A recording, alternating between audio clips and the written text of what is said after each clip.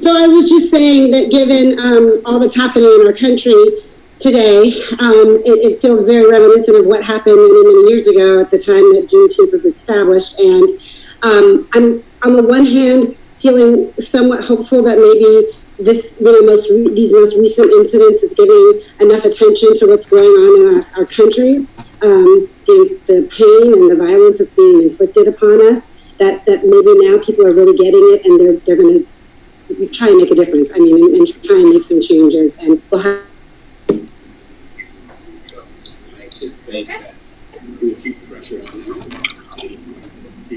Mr. Garcia, Lou.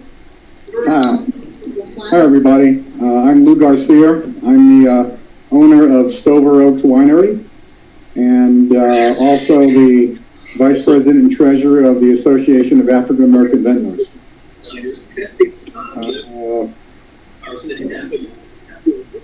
I guess for me, Juneteenth probably has lots of different meanings. I'm probably one of the older ones sitting around this screen.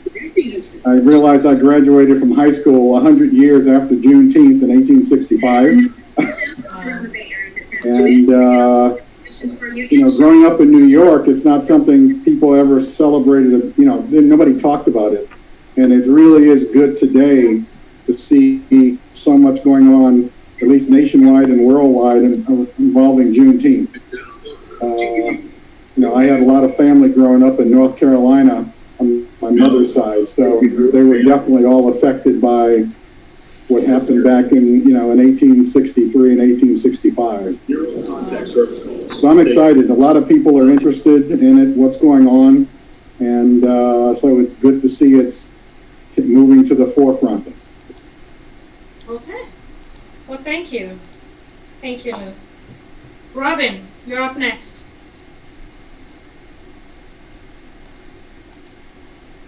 Robin, you're up next.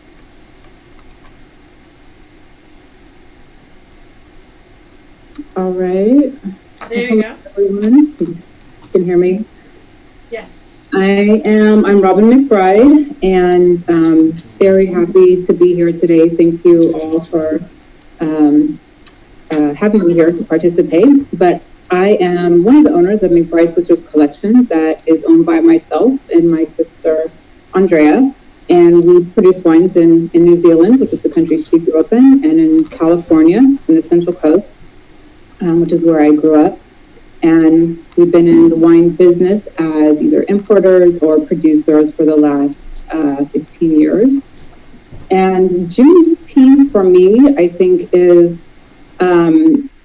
it's been an interesting history. So growing up in like the Central Coast of California, never heard of it. Never even heard the word, didn't know what it was. It wasn't until I was a little bit older, and I think I heard the name for the first time, and I was like, what is that? And probably whatever I was told might not have been the most accurate information. And it wasn't really until I left California and moved to the South, to Atlanta, to Georgia, and it became, a more common phrase, and I started to learn more about it and more from our father's family, who's mostly from Alabama, and there would be Juneteenth celebrations. And it wasn't until then that I really started to understand more about the history and more about the culture of Juneteenth, as a day that's recognized. And I think now, even more so, I'm a little bit optimistic because it's the first time that I feel like so many other people in this country might be hearing it also for the first time. And going back and looking at the history and, understanding what is part of this history as Black Americans. And it's become, it's crazy. We see Twitter and all these other companies now that it's like, it's a company holiday. Like I never thought I would have seen that. But I think it's a chance to celebrate, but it's also, it's an eye-opening experience for the country as a whole to understand how much more still needs to be done. So I'm optimistic just for, the fact that there's so many eyes right now that are learning about the history of it. So it's giving me a little bit of optimism. Nice. Well, thank you, Robin. Thank you for that. Phil? you're up next. Share with us your winery. So my name is Phil Long. I own Longevity Wines, and I'm the current president of the Association of African American Vintners. And, Juneteenth this year sort of has a little bit of a different meaning. I think we can all agree it offers hope. For the first time, it's not just recognized by African Americans, but everybody is starting to take note. And it's being celebrated, it's being broadcast, it's being acknowledged by everyone. And, to sum it up in a word, I think it's offering hope. And I hope myself that this momentum continues. But again, we've seen this movie before. So let's see how far we can take it. Well, thank you, Phil. Tahira?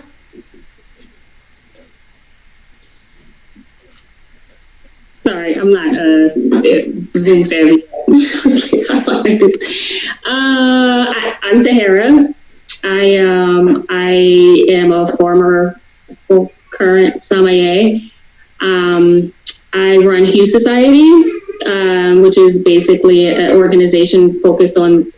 I'm sorry, I don't know if you can hear my 3-year-old. Oh my God. 1 second.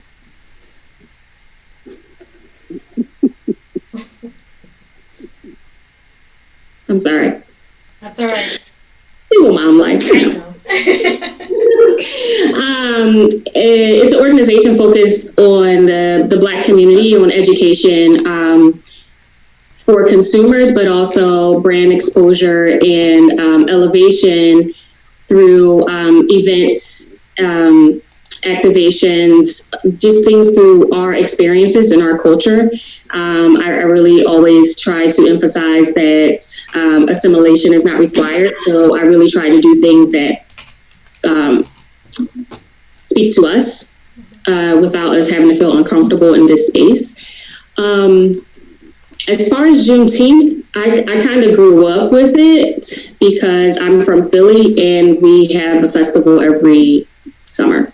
So, there's a lot of culture in Philly, and there's always this huge festival. So I was always kind of surrounded by that. I think that what's happening now is a shift in accountability. And so I think that a lot of people are kind of on the spot as far as what we're going to do with these structures. I think speaking to racism as far as like police brutality has always been in the forefront, but now we're like really talking about structures in every industry. And so now everybody's, celebrating Juneteenth. I can't tell you how many emails I got today. CBS sent me an email like, Juneteenth celebration. I'm like, really? Okay, this is where we are. But it's like everybody's watching now. And I think that this movement is a little bit different because I don't think it's going to let up. And in the past, you have these movements like Me Too and things like that. And they go and then they have all this steam and then they kind of and I don't think that this is going to die out. I think that the pressure is going to continue to be applied. And so if you were sending me a Juneteenth email today and you're not sending one next year or something like that, you're getting called out for that. Like the days of just like, hey, I participated, is over. It's either change or, you kind of get steamrolled in the process. Right. I agree with that. Fern. Hello. Let us know your thoughts. Go for it. I'm Fern Stroud. I am with Black Vine, a toast to Black wineries and diverse art, which is all about celebrating Black future of art, the future of wine, the future of us. This year, much like Tahira, I grew up with Juneteenth festivals in Berkeley. I actually performed at the 5th annual Juneteenth in Berkeley as a kid. So, like many others have echoed, this year seems to have shed a different light on the plight of the Black American. in the Black American experience, which has at times been overlooked or maybe overshadowed by other things that went on in the country. But now with such video and other countless recollections of these experiences, it shined a different light on what's really going on. And I'm hopeful not just for this Juneteenth, but for the future of where we're going as an industry as well. The wine industry has gotten woke the F up. I don't know if I could use profanity, so I got to watch my mouth and my cognac intake. But you know, it's awake right now, and I believe that we have a unique opportunity to strike and keep a flame going that just kind of morphs into an inferno if we allow it, and if we push it, and if we all do our single parts to push the agendas forward. So I'm super happy for this platform that you guys created. Love you all. Love everything that you guys are doing in the industry. Know most of you guys personally. So it's a blessing to be in this space with you all. So I'm appreciative and I'm giving thanks and much gratitude. Thank you. Thank you, Fran. Thank you for that. Chad, let us know. So for me, so we're muted right now, baby.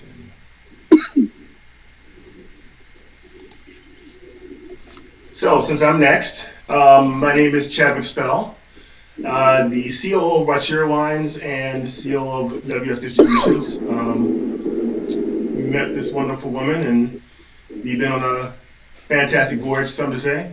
I've been in distribution for over 14 years now, and it made me very happy to embark on this journey to have a distribution company that is Black owned and trying to create some new horizons for us and others. Juneteenth for me, especially in this era, is eye-opening. I've heard of Juneteenth, and I grew up in South Carolina, and my 21-year-old niece, we asked her this week, did she know what Juneteenth was about? And she didn't. I grew up not knowing what Juneteenth was. I mean, South Carolina's in the heart of the South, and that was not something that in my community we celebrated. I don't remember a Juneteenth celebration or a parade or anything. I didn't know about Juneteenth until I came to California in the early 90s. So for me, to see everyone latching on to it, and I took her to her first Juneteenth a few years ago when we first started dating, and it just means a lot to me to see everyone coming together, and it's creating new avenues and new ways of thought within our community. Right. That's awesome. So my name is Chris Wachira. I'm the winemaker at Wachira Wines. I'm an immigrant. I moved here from Kenya in the late 90s, and so I didn't grow up with Juneteenth, and I pretty much learned the bulk of it over the last couple of years. I want to say about over the last 4 years or so, I've learned quite a bit about it, and I've been very intentional this time around, especially in 2020, in light of everything that's been happening, sort of immerse myself in sort of the history of what it is, and to be able to connect with my community, my Black community, and to be able to connect with this man right here. So I am able to share sort of his experiences and sort of his cultural history. So it's been a learning journey. I call it a learning safari for me, but I'm very excited to have all of you here today. So we're going to jump right into the rest of our agenda this evening. I wanted us to start off with just a little bit about the history of African Americans or Black folks in the wine industry. And I really wanted to tap Lou and Phil. I was hoping to have Mac join us, but he's not able to join us tonight. Lou, if I could start with you, would you mind giving us sort of a brief history of the Association of African American Vintners? A little bit about why it was founded and how long ago it was founded. Okay, well, I can do that. I probably won't be able to do it as well as Mac and how he delivers it. but I'll do my best. The association was actually founded back in 2002. Three gentlemen, Mac McDonald of Vision Cellars, Dr. Ernie Bates, Black Coyote Wine. Going around. So we are trying to book as many as we can for as many days as we can. Please mute yourself. If you're in the audience, please mute yourself. Gina, please mute yourself. Okay. Thank you. Okay. So it was Mac McDonald, Vision Cellars, Dr. Ernie Bates of Black Coyote Winery, and Vance Sharp of Sharp Cellars. So the three of them got together after they noticed each other at several wine events and noticed that they were the only three gentlemen of color floating around. And they got together and eventually they formed the association. And that was in 2002. Why did they do it? They wanted to, at least foster the communication between members of the African American community who were in the wine industry. And of course, at that point, there weren't very many. Mm-hmm. When I joined AAAV was 2004, and I'm guessing at that point we had 7 or 8 members. If you think about the three I just mentioned, there was Daniel Bryant, Theodora was in it at that point, Danny Glover with Lobjet, a few others. So it was a pretty small organization, and the one thing that was different, everybody who was in it was basically in California, and centered basically around Napa and Sonoma. I was kind of the oddball. I was out in the Sierra foothills, so it was an easy, it was easy because everybody was wanted to work together because there were just a few of us in the group. So that's how it got started, and it's managed to, Mac and I have worked pretty hard to try to maintain it over the years with members coming and going. And then fortunately, we decided to rekindle it back in 2018 after probably a 3 to 4 year dry spell. We had the event, the first event in probably 4 years, up at the Santa Rosa Junior College. So that was, the beginning of rekindling AAAV. We have about 3 dozen members right now over all the different categories. About a third of those members are winery members. A third are probably fall into the industry professional category. And then the last third are friends and student members.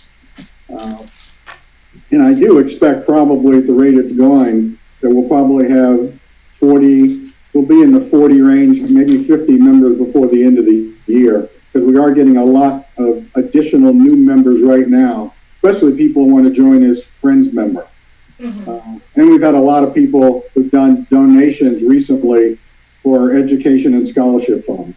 I think Phil will probably talk a little bit more about that when he gets on. So you asked about my experience founding Stover Oaks. Yes.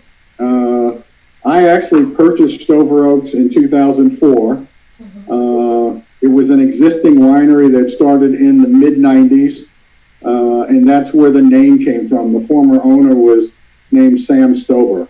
I actually looked around for wineries in Napa, Sonoma, the Central Coast, but I couldn't find one I could afford except out in the foothills.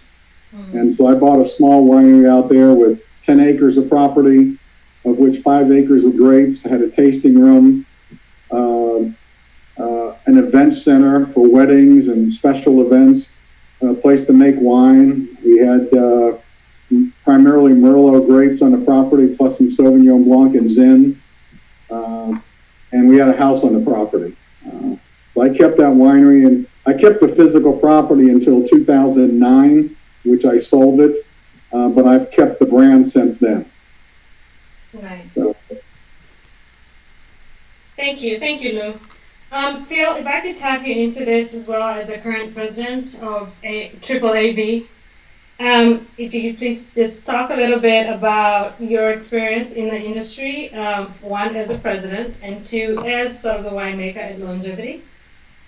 And then you could give us just some sort of aspects about Triple AV and what it does for the Black winemaker or the members.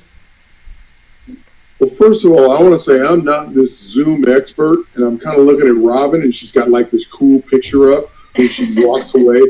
I don't know how to do that. I wish I knew how to do that. It's the same thing with Paul. You did the same thing. It's like, how'd you get that logo up there? I got to figure out how to do that. So yeah, my name is Phil Long. Deborah Long and I started Longevity Wines. We opened commercially in 2008, and by 2018, in the Livermore Valley, we were voted Livermore Valley's Winery of the Year. And we basically started out with making 500 cases.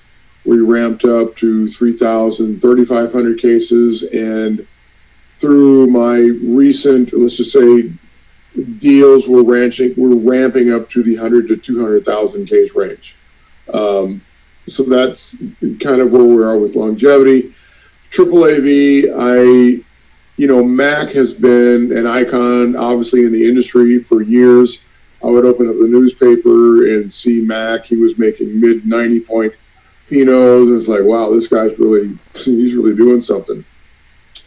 And I met Mac probably around, I'm guessing 2013 or 14 at an event at 1300 Fillmore, the restaurant. They used to do a Black History event, and a lot of these faces have been there and done the event.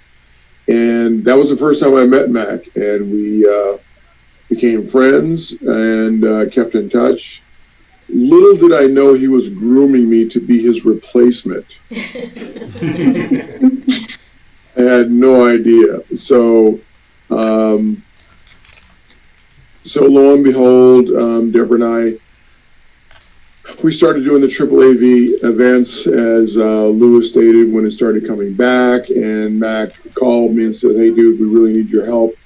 And I'm like, "I'm in." So we joined. We had a joint committee in front of some legislator in the state that he needed someone to go with him. So we attended this congressional hearing and basically gave speeches on the state of the wine industry from the Triple AV standpoint. And from that point, I just got to be more and more involved. And Mac has decided to step down at the beginning of 2020, which he deserves. He's worked hard, and I'm gonna say he's still involved. There's no doubt. He's still here. Mac's not going anywhere. He's still around. I wish he was here tonight. But as far as the Triple AV standpoint today, our goal and our vision is really about continuing to promote awareness within the industry. We account for 0.1%, which if you round that down, it's 0. So our goal is to continue to promote African American winemakers, not just winemakers, but all African Americans in the industry. It doesn't matter if you're a sommelier, if you're a chemist, if you're in viticulture, it doesn't really matter. We need more. It doesn't matter if you're a negotiant, whatever you do, we need more African American faces in the industry. So Triple AV, we're championing that. Anyway, you know what I'm saying. Scholarships, we have a deal with the United Negro College Fund at this point. We're contributing to the John June Lewis Senior Scholarship. John June Lewis, for those that don't know, was the actual first African-American winemaker in this country back in the 40s. And the scholarship is named after after him, and we're contributing to that. We're also contributing to people going the path of sommelier with Witset. I literally had a conversation with the North American president of Master Sommelier course in North America, which was started in England, and how we could partner. This past weekend was Artesa Wineries in Napa, their opening weekend, and they donated a large portion of their proceeds to AAAV from their opening weekend. So we're making progress. We're getting things done, and I hear it's my job now to keep that going, to keep championing this awareness that we're here. We have great brands, we have great wines, and we're here. We're not going anywhere. Why don't you open your eyes? And that's what really I'm here for. So I hope that answers most of the questions. It does. Thank you, Phil, for that. Chris. Yes. Let me say something before we move on. You know, Phil mentioned Artesa, so I'm going to mention tomorrow, for example, as a winery in Oregon that we're that's doing a read and sip, and they're donating all the profits to AAAV for our education and scholarship fund, and it's with a vintage, Lifetime Vintage Books and Brooks Winery. So there are a lot of folks that are interested in donating to AAAV for foster education through our scholarship fund, and it's really exciting to see every day when I sit at my phone or my computer and there's another donation through PayPal from somebody for our scholarship fund. That's awesome. Those are really incredible times in terms of how we're supporting each other and building each other up as a community. So that's really awesome. So thank you for sort of that historical, sort of foundational information about community in the wine industry. Now, sort of looking at where we currently are, looking at sort of the economics of it all, like how do we better penetrate this wine industry? And for those of us who are trying to sort of scale within the industry, how do we do that? So Robin, if you could speak to some of the challenges that we experience as winemakers, as Black winemakers, especially around distribution. Yeah, that's it's a huge hurdle, right? And so we have, we're already tasked with a couple of challenges in the industry itself, regardless of race. But the fact that we are in, first thing, wine isn't as profitable as people would like it to be. So the margins that you're working with are much less than you're going to see in most other products that are out there in the world, including spirits. So you're already working on very, very slim margins, and you're working within a capital intensive production structure, right? So there's some level of upfront capital that people have to come up with even to, produce the product. And then you have socially, racially speaking, you have the issues that as Black producers in this space, what is common in any industry is a lack of funding, one, for that capital that's required. You have the lack of commercial funding and lending. And so you don't have a whole lot to work with, and it's a very expensive proposition to take your product from selling direct to then entering into the 3-tier distribution system where another third of the margin is going to go to another entity. Right. And then you have to, and this is presuming that if you're a California winery, that you're selling outside of California at this point. And then you have to invest in,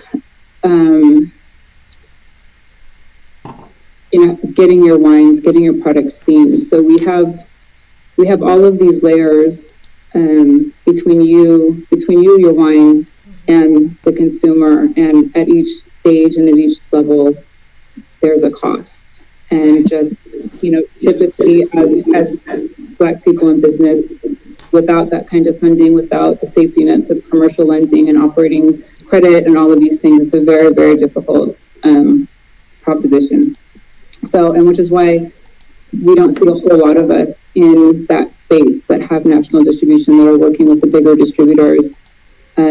There's literally just not the money to fund it so far. So, I mean, that's a huge problem. And when we talk about past the funding stages, is owning those routes to market, having Black business owners in importation, distribution, and sales in other markets to be able to help get these products to the end consumer. Right. So taking all that into account and considering sort of the McBride's brand has sort of a much broader platform in terms of, sort of a national appeal. So I was going to pull in Paula into the conversation because she's sort of a smaller batch producer, right? And I wanted to see what, Paula, from your experience, how does distribution impact your brand? Yeah, it's very similar in some ways and very different in other ways. But being very small, there's a lot less leverage in terms of being able to, have the funding to be able to get the product to market, and to be able to get into like a bigger market. For example, a big store, because I have to have a bigger production to get into a big store, and a bigger production, of course, requires the funding that is kind of difficult to get. So, and then also again, me being so small, trying to go through that three-tier system that Robin was discussing, I don't actually have enough bandwidth, enough profit margin to be able to do that. So a lot of it has to be sort of bootstrapped. I have to do a lot of it on my own, and it's just very expensive. Yeah, there's a very, very small profit margin, and it's expensive. So instead of being able to hire distributors to distribute my product nationally, or even all through California, I have to do a lot of it more locally, just because it makes more financial sense. Right. And then getting into like small stores, is great too. But again, it requires like boots on the ground. It requires some sort of investment to be able to continue to manage those relationships with those the different stores and proprietors. Yeah. And it sounds like the challenges are almost identical. Like it doesn't matter how much wine you're producing as a black winery or as a black vintner. Chadwick, you are in the distribution platform.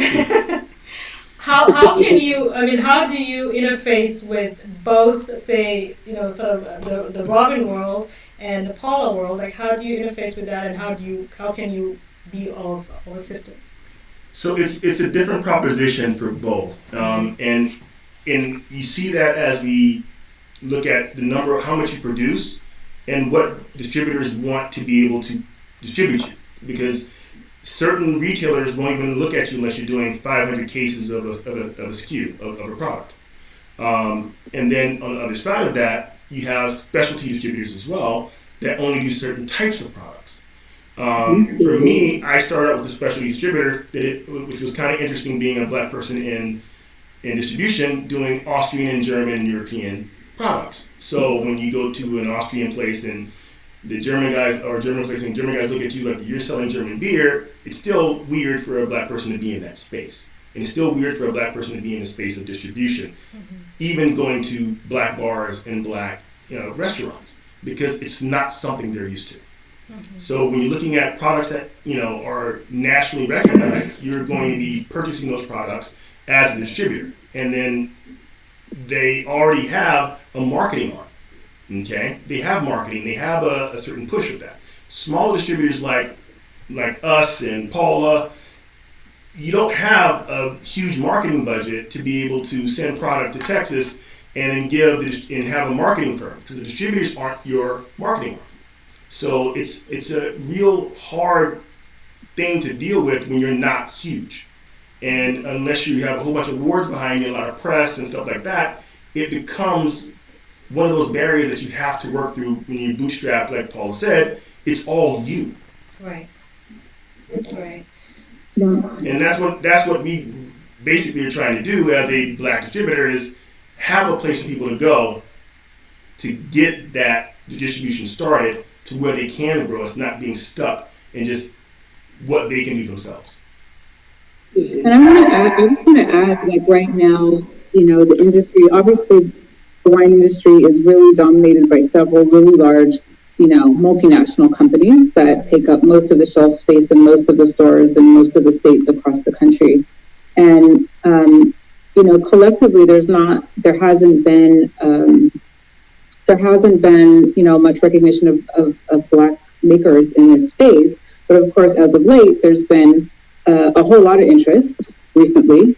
And so some of the accounts that we have, as we've, worked our way up in our business, and we have regional and national chains and whatnot. And Please mute yourselves. Thank you.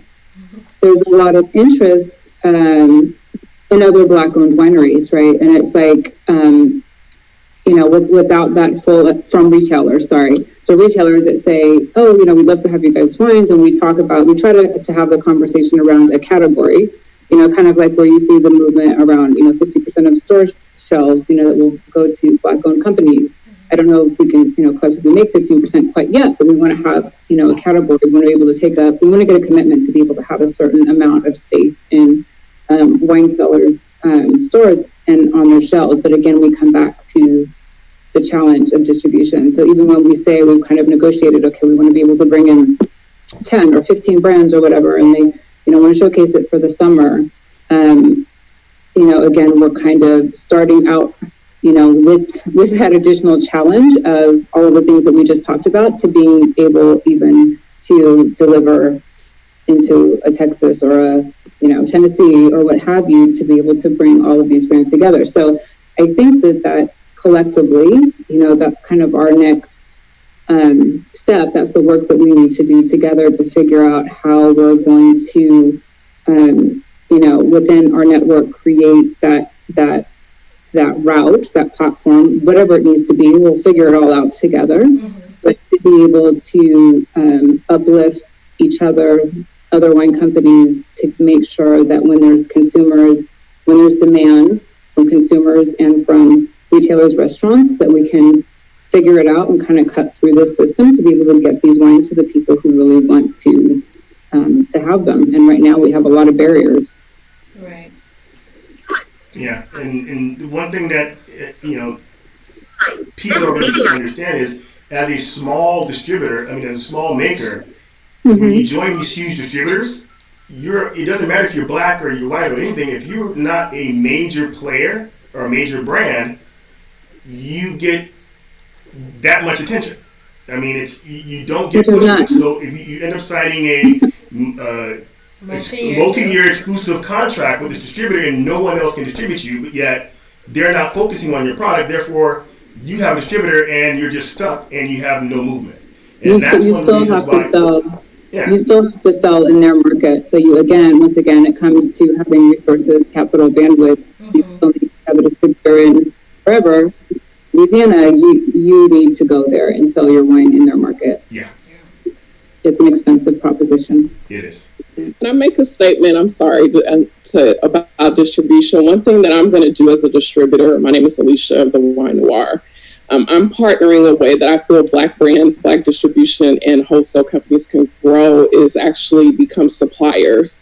So for what I've done is I started becoming a supplier with the bigger brands. So like Southern Glacier, I'm in process of becoming a supplier for them, as well as Constellation, and to help them identify markets. So that's another opportunity without having to raise capital, that smaller distribution companies like myself and the Washira family can partner with their supplier diversity. And then they can actually, it could be financially lucrative as well.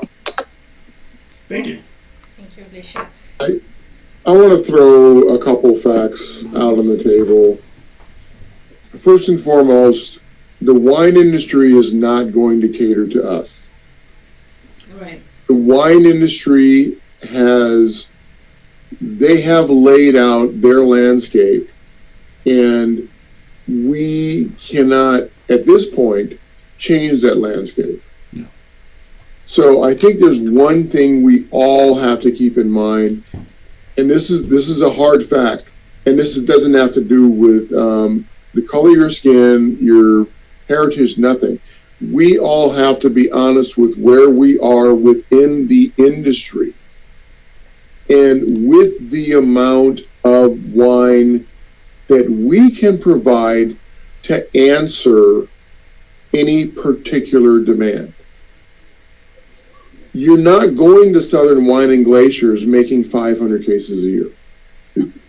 That's not going to happen. Mm-hmm.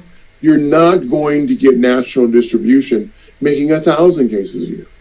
It's not going to happen. Now, it's not saying I'm not saying there are not opportunities there. There are. But you have to take the steps needed to get there. Mm-hmm. Before we were nationally distributed, we had a local representation firm. Mm-hmm. And they sold our wine on the level that we were producing. And I think that's really key. How much you're producing, what you're able to produce, and what you're able to answer is key in growth in this industry. If you can't meet the demands of a certain level, you need to stay at the level below, and you need to maximize all your efforts in that level to grow to the next level. Mm-hmm. That's the only way you're going to get to the next level. So I'm sorry, I had to throw that out. It really is, I've learned through our experience, starting out at 500 cases a year and what we could do, and starting out locally at Costco and undercutting my own wines, which was kind of stupid at the time.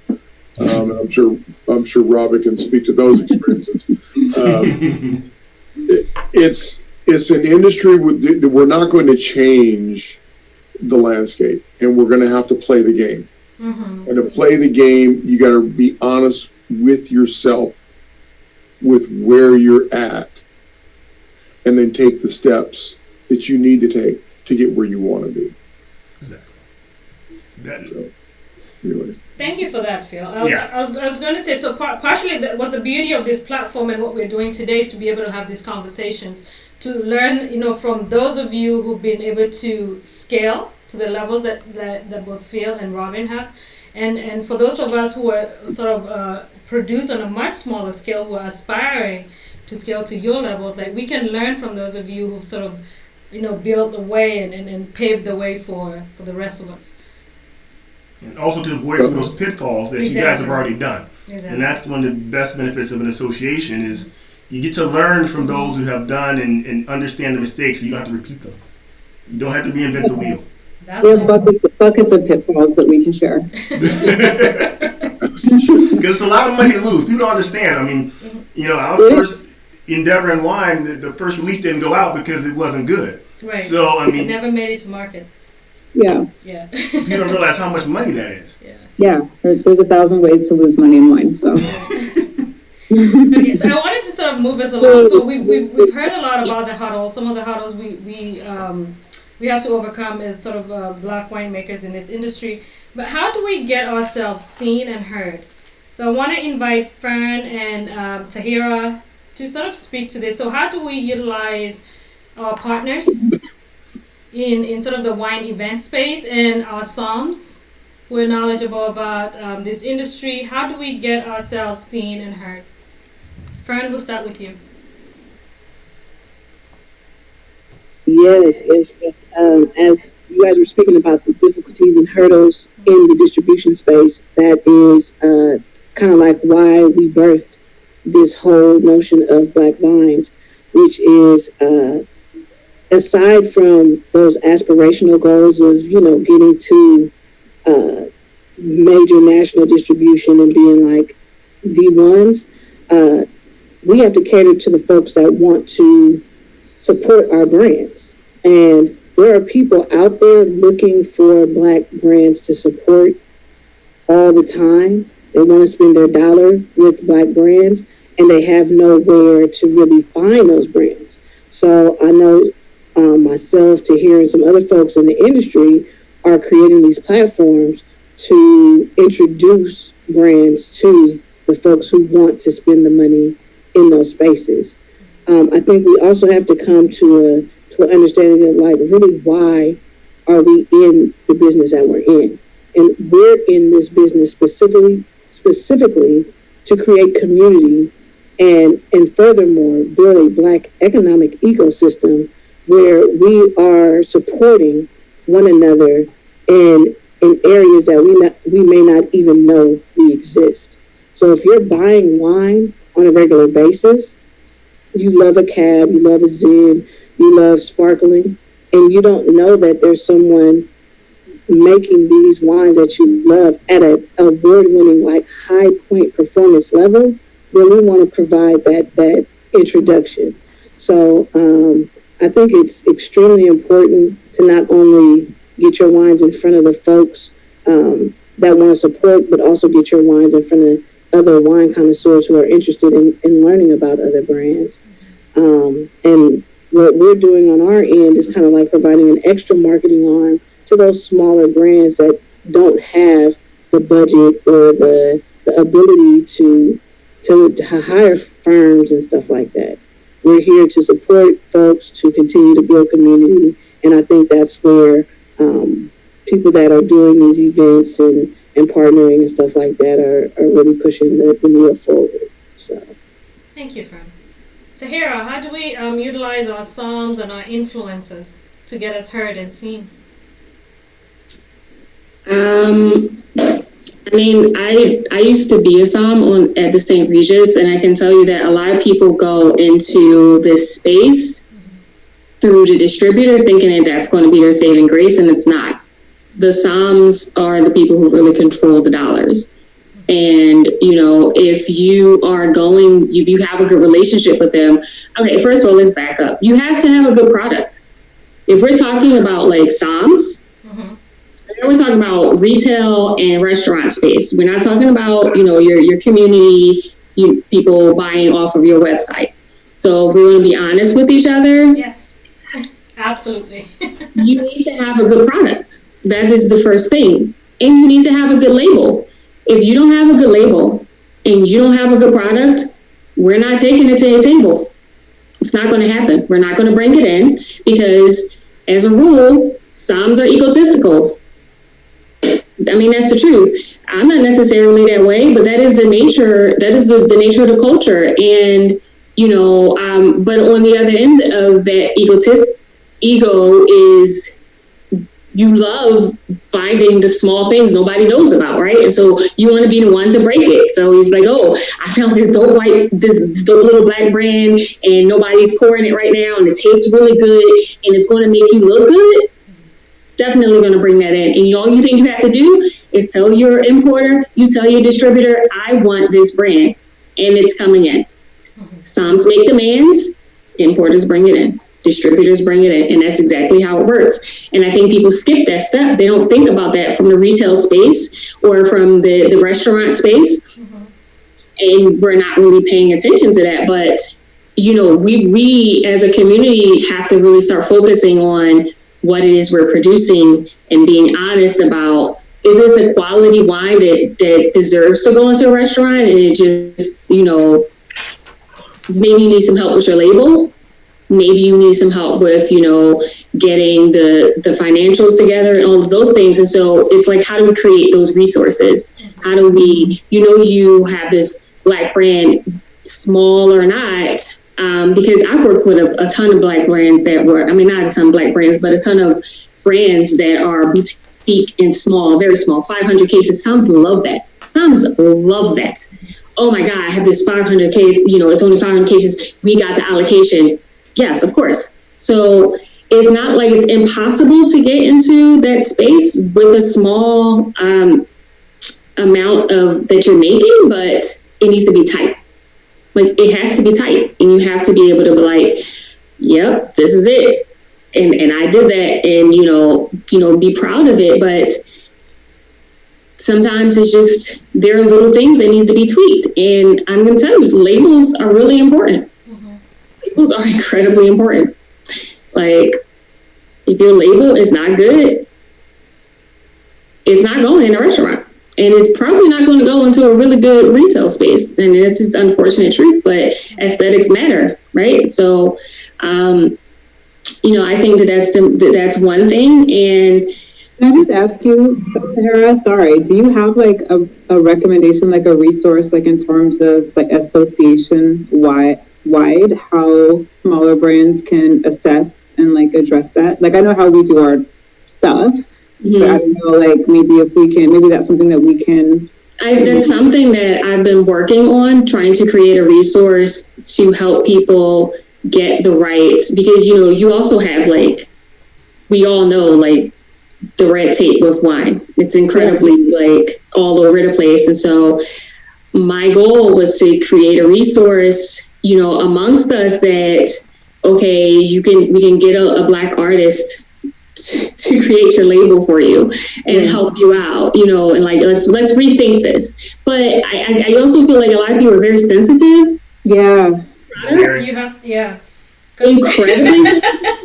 So I might not be the right person to, I'm like, don't tell us about our label. Yeah. But make it available, maybe. Right? It's not even being mean. It's just like, I'm going to be honest with you. Truth.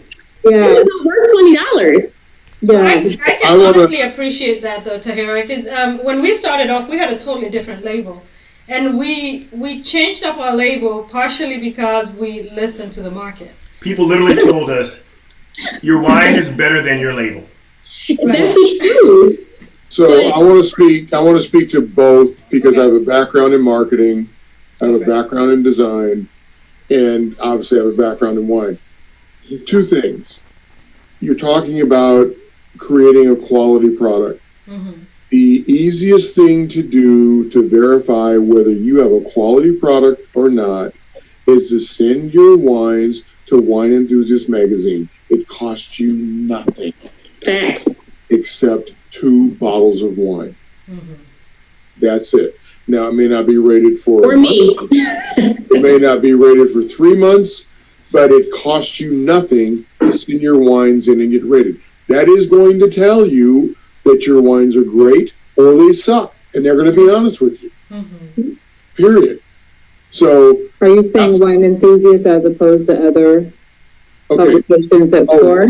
So Wine Spectator, don't even get me started. I was going to say, I just opened a whole can of worms, but I'm just saying, when you calling them out, saying that particular publication is one that you feel like you can get? I know Jim Gordon personally at Wine Enthusiast magazine. He rates the wines for Livermore Valley. It depends on where the wines are coming from as to who rates them. But I know Jim personally, and they rate their wines, and they're honest, and it doesn't cost you anything. So I think that's a resource to gauge where you're at quality-wise with your wine. In addition, I'm totally on board with the quality of the label. Our label has been on pretty much almost every TV show, from Big Bang Theory to Big Little Lies to Grace and Frankie. You have to create something that's meaningful to you, but then that can become iconic at the same time. Right. It can't be kitschy. It can't be trendy. It has to last the test of time. And that's the most important thing. And I know, again, this is a very personal thing. Everybody creates their label because it means something to them. Are you wanting to create a product that means something to you? Or are you wanting to create a product that sells? Right. It means something to the consumer. To the consumer. And I think, so I am of the school of thought that I personally, and I'm very vocal about moving away from white spaces as a validation for our community. And so at the same way, Wine Enthusiast, Wine Spectator, I'm not going to, but let's just not even talk about that. But in the same way, Wine Enthusiasts can do that So can a group of Black Psalms who have experience do the same thing for you and say, hey, and you can trust your community and say, hey, this is out of love. This is what you need to work on. This does not work. This is why it doesn't work, blah, blah, blah, blah. So if we're creating committees that way, if we're creating an environment that way where we're keeping our stuff in-house, then I think that is more important than, yes, wine enthusiasts, but when we do that, we always give our power away, right? We're always like, oh, let's send it to this, white organization to validate us. We don't need that. We have enough Black Psalms in our community that can do the same exact thing, who have the same amount of experience, who have great pilots and all that stuff. Am I volunteering? Yelza, did you just nominate yourself? I know. I really think she did. Thank you, Robin. That's exactly where I was headed. So thank you, Tahira, for nominating yourself. No other better choice to have a Black Psalm, find other Black Psalms. Right. Yeah. I'm very honest, and I think all of you know that by now. And you have to be willing to be like, I hate her, or she kind of whatever. But I don't think it just needs to be me. There needs to be more than one palette that's saying that. I can't be the code of honor. But there's a group of us who have that skill. You know what I mean? And I think honestly, we need to stop going to these institutions and asking them to validate us. We really need to stop doing that and start creating our own stuff within ourselves and focusing and honing in on our own talents and validating ourselves. But in the meantime, as I said earlier, we are not in the position to change the landscape today. Why? So unless you have a group of Black Psalms, I do. That is organized and has the national attention of a wine enthusiast magazine, where are you going to get the recognition? I think that I have enough recognition to say, hey, this is a good wine, this is not a good wine. I totally agree with you. Okay. But who's going to see that? Right. I mean, thousands of people. I mean, so here's the thing, though. I have an incredibly extensive amount of resources. I know a good portion of people at Wine Enthusiasts. So if it was to come to a place of love and say, hey, this is the group that we're filtering it, right? And you say, hey, we're going to go here instead of going straight there. We're validating ourselves, and then I can say, because they listen to me, they believe in me, they understand me, I can say, hey, here's a wine, you need to try this and put this on your list. I think that is way more powerful. If you can create that path, you know what? Yeah, bless you. 100%. Oh yeah, absolutely. And even before that, if it's before that stage, if you have a wine that says, I've got, 30 Psalms who have given this, whatever the measure might be, that it's amazing, or it's 100 points or whatever it is. By that point, that it then goes to some of these publications. Right. But also, right. It's already got notoriety. It's already got credentials associated with it from certified professionals. It changes the game a little bit. Even to piggyback off of that, last month, I said, okay, I'm going to do a tasting group. I know a bunch of Master Psalms.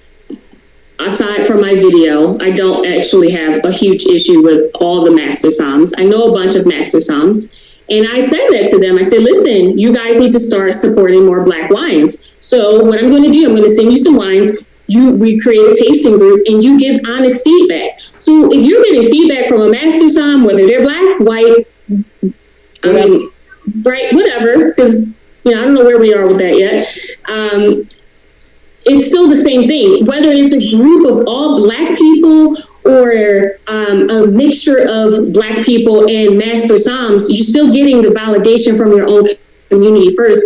And I really think that we just need to start focusing inward. That is where this is where we hone our skills. Because if we continue to say, hey, let's send this. Thanks, Vincent. Vincent said, count me in. If we continue to say, let's continue to outsource these things, we'll never grow as a community. We'll never get to the point where we can say as a community, we have that power because we haven't started to structure it, like we got to start. It's not going to be easy. It's not going to be, you can't romanticize it, but it can happen. It's very accessible. We have the resources. Mm-hmm. All we have to do is pull our resources together, our knowledge together, and really start with ourselves first, and then allow other people into it, because that's the only way. Economics is literally the only way we are going to get any power in this game. And until we start paying each other to do things, until we start relying on each other and believing in each other to do things, we are not going to get out of this space of we don't have enough power to do it. And then Phil, I 100% believe, and I have a million trillion, respect for you. And I'm not going against you. I'm just offering another pathway which will build the community as a whole, because our first thought is always to go to somebody else when we have the power, the creativity, the talent right here.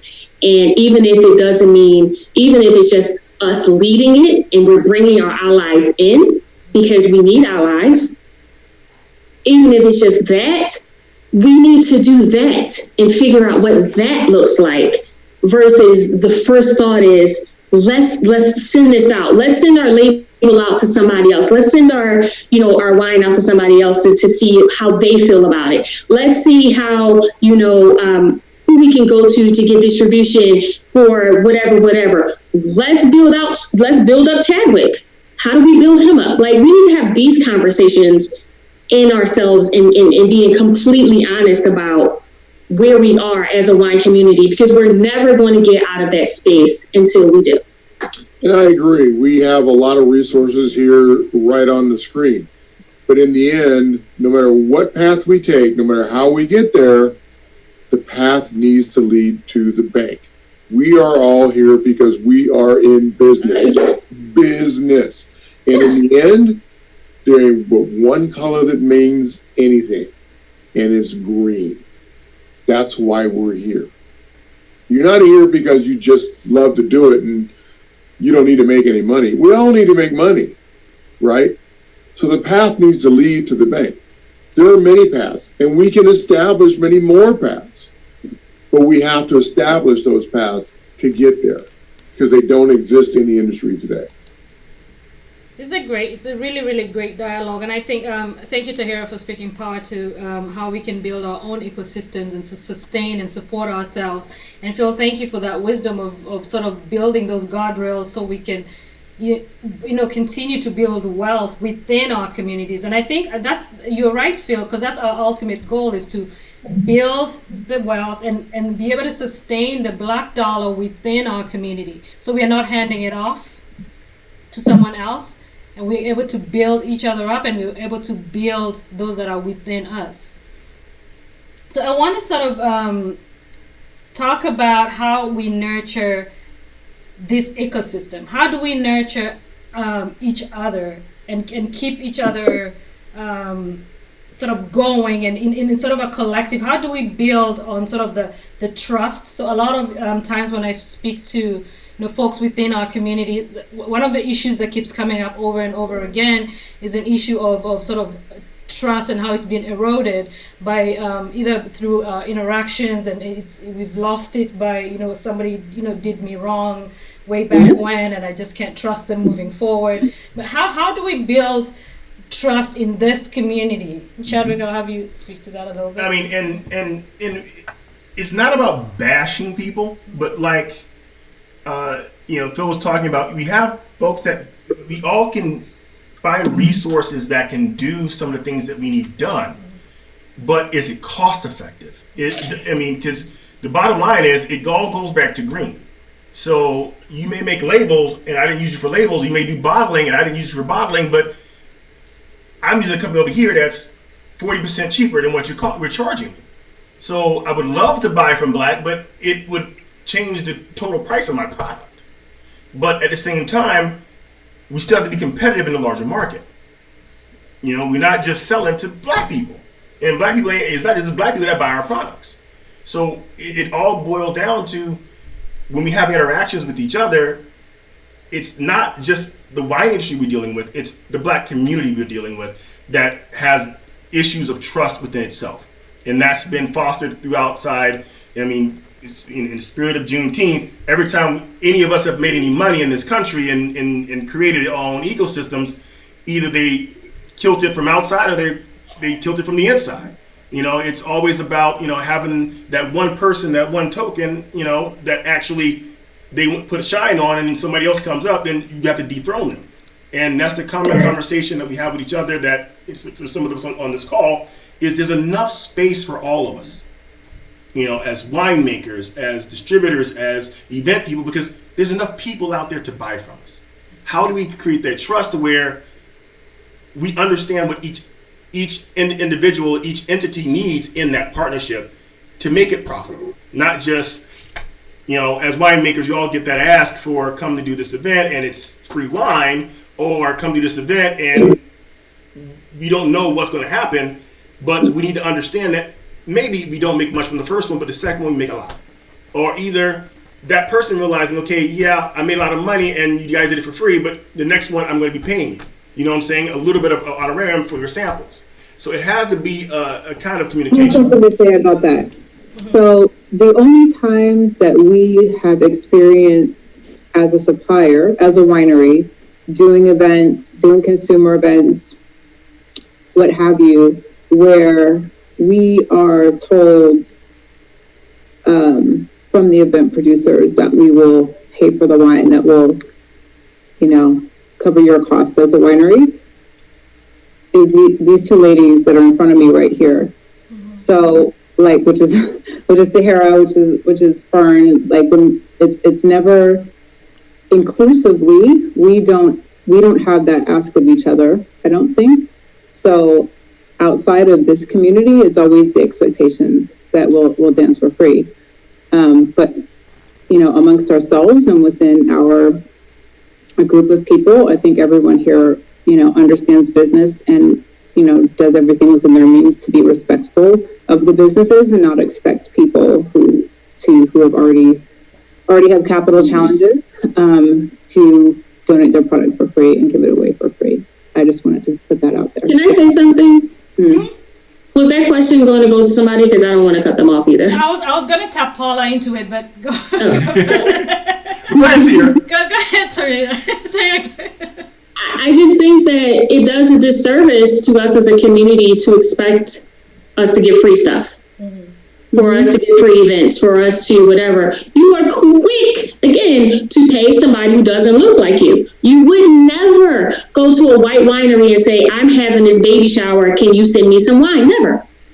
So there needs to be checks and balances. This is what I'm saying. Like, we need to start organizing. Okay,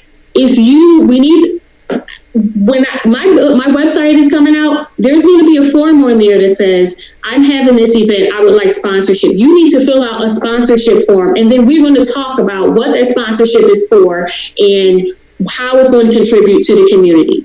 With metrics. And then we're going to talk about who can actually provide that sponsorship, because it doesn't always have to be the same person all the time. You know, because a lot of people go to McBride Sisters because they feel like they have a huge distribution and they have a lot of product, and their expectation is that they're going to give something free. We have to start checking ourselves. Like, it's literally everything is internal. Until we start being honest with ourselves, until we start checking ourselves on things like that, until we set up a system where we can check ourselves, that is not going to ever stop, because they're going to feel like, oh, you know, you black, I'm black. Yo, what's up, yo? Like, that's exactly what it is. And it's like, no, have a little bit more respect for me and my business. And the fact that I'm not getting the same loan as my white counterpart. I don't get the same access to money and products and all the rest of that stuff as my white counterpart. And you don't think about that. You think that we're brother and sister, which we are. So run me my money. You know, like, the only time I've ever asked for free product, and not even necessarily free product, you know, was Essence. And I don't make a dime off of that. You know what I mean? Like, that for me, that's a lot of money that goes into that promotion. Not a single dime. And so if I'm going to buy something, I'm going to buy it. And I'm not going to allow anybody next to me to buy it. And we all have to have the same mindset until we start together. We need to start together, the same mindset. Everybody has to have the same stance. Everybody has to get on the same page. We're all over the place.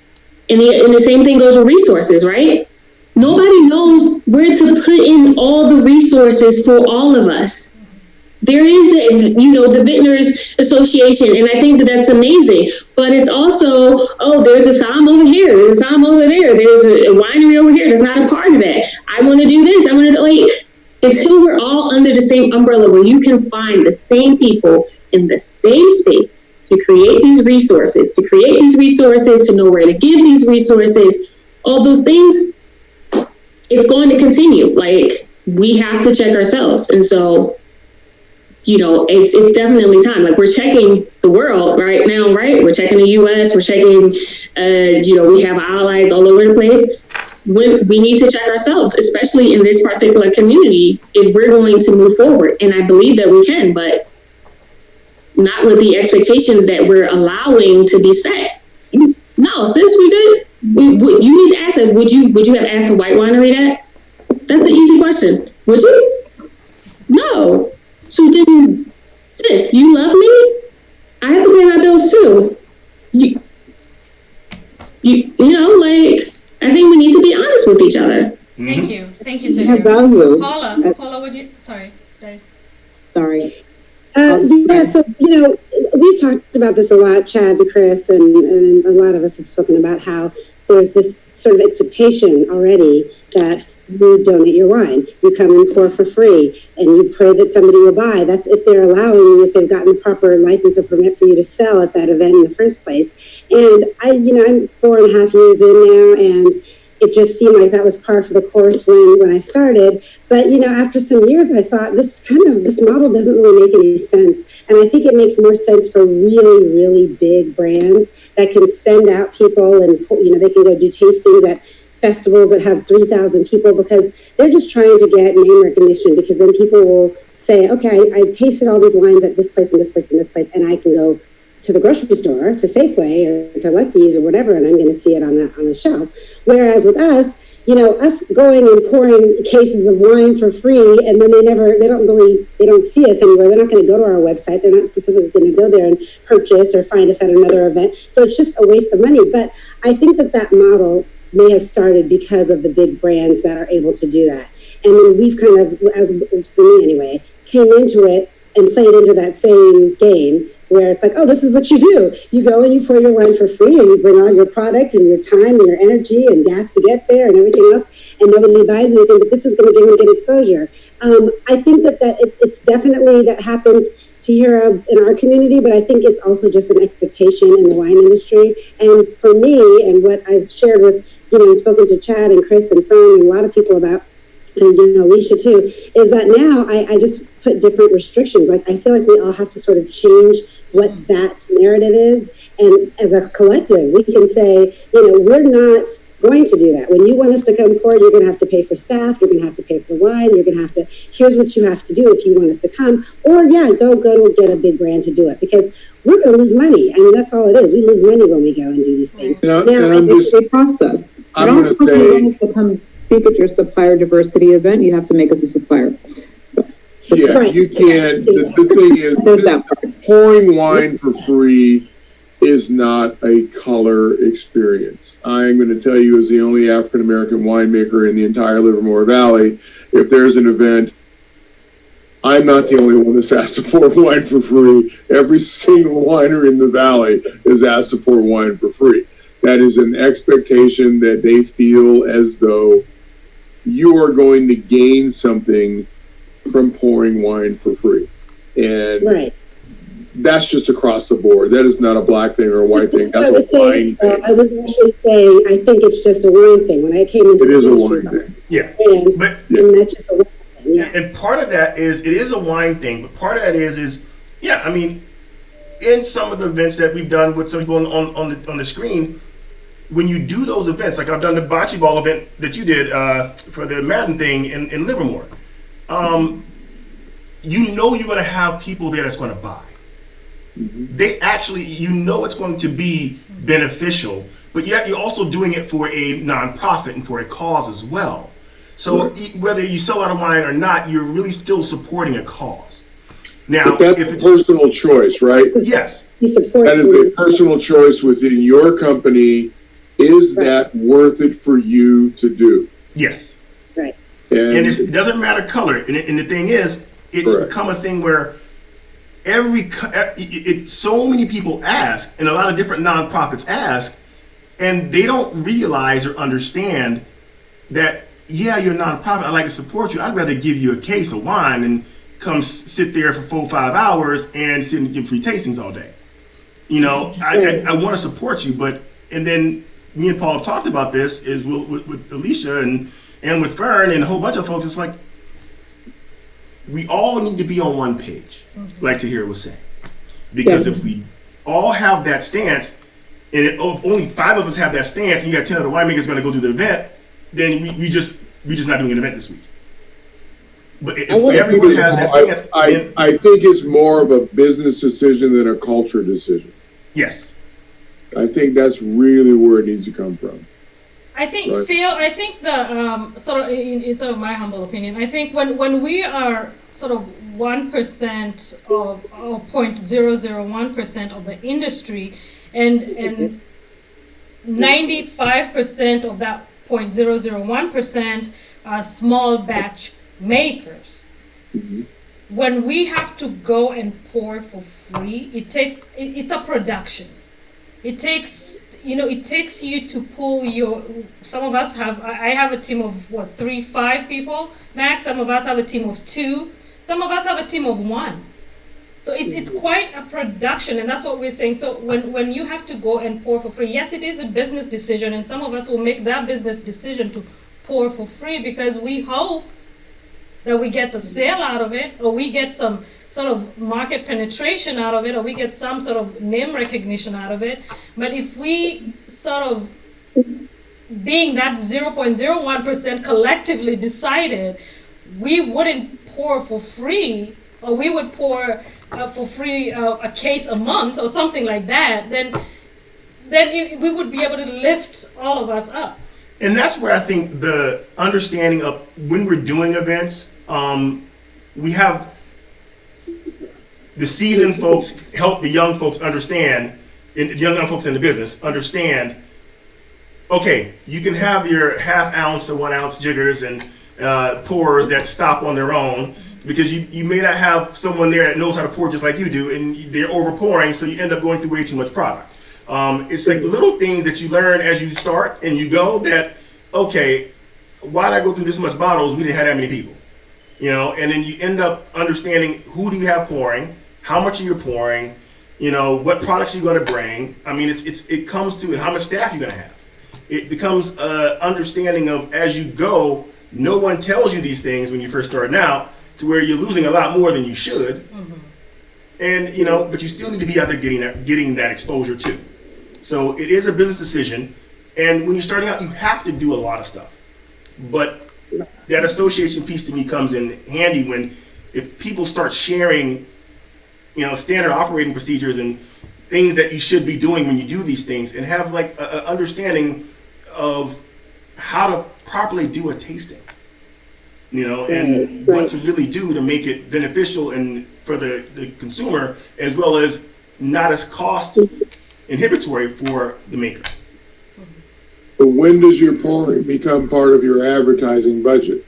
Those are very valid. That's the point. That's the point. Right. And that's what we instilled. She's like, okay, we got to have how much of what percent are we allotting for samples, tasting, and wholesale samples. So we have an allotment. Budget. Yeah, we have a budget. Yeah, you have to have that budget. But it comes from talking amongst ourselves and learning from each other. Because when we started off, we didn't know a lot of these things. We were just out there showing up at every festival, every event we're invited to, just pouring away. And before you know it, you're bottom lining. Yeah. That's a way to sell. Yeah. To piggyback on what Phil was saying, I agree it is a business decision more than it is a cultural decision, Phil. Maybe something that we could look at is all of us having a collective idea of how we respond to these requests, right? Because sometimes I'll get, like now that I have really shut off doing a lot of any of the free pourings, and well, of course, nothing in the last few months, but prior to that, like, there's a whole different type of discussion about what I'm going to do, and it's not going to be free. But, a lot of times you get these questions where they're like, well, I spoke to, such and such winery, another Black winery, and they said that they would do it for free. And that's a lie, though. That's happened a few times, and I'm just saying, maybe, wait, what was that? I didn't hear this. Oh, I said that's a lie, though, because, you and I have had those discussions, like, who started them, like, who sent out the original memo? Like, where did people get the idea that this is a business practice?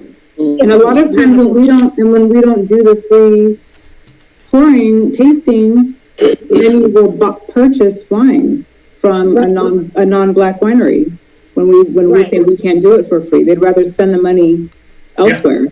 So that tells you that there is something as well. Right. That's the thing. It happens a lot. We think we don't do it for free.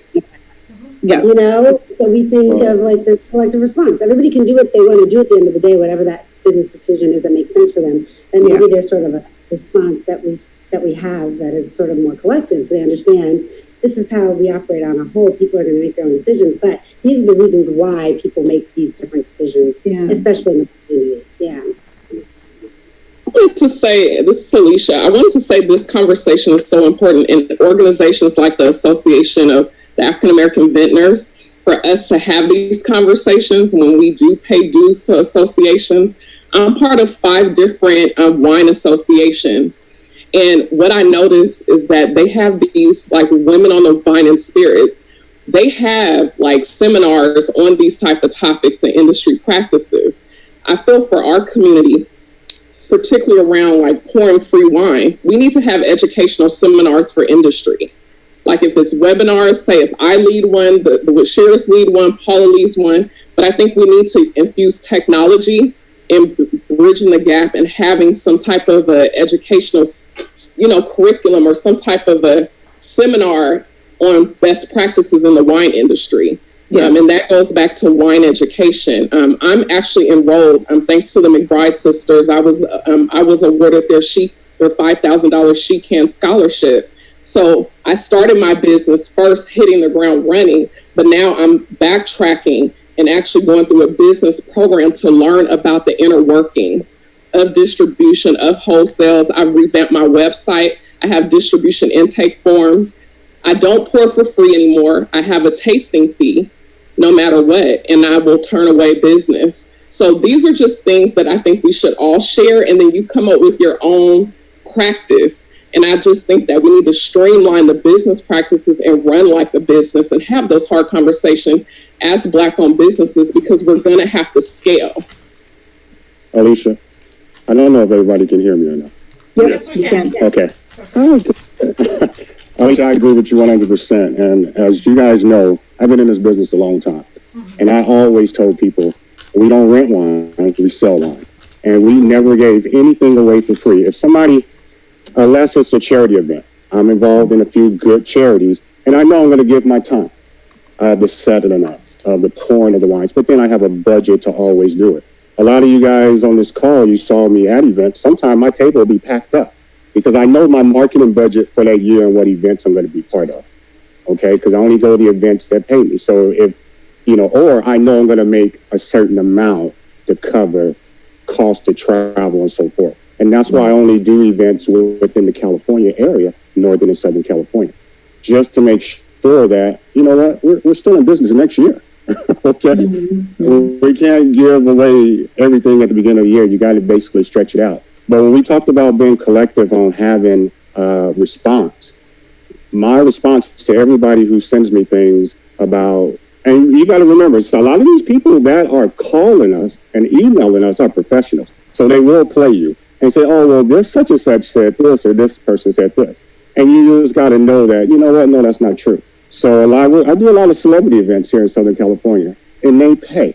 Everybody pays up front before we get there. It's a simple process. You just email them back and say, oh, okay, great. Sounds like a great event. Here are my fees. Here's my cost per hour. Oh, I'm having a tasting event. Great. I only charge $25 or $35 per person. And I'm going to pour you 4 wines. Let me know interested, and I'll send you the list, and we can work out a time frame.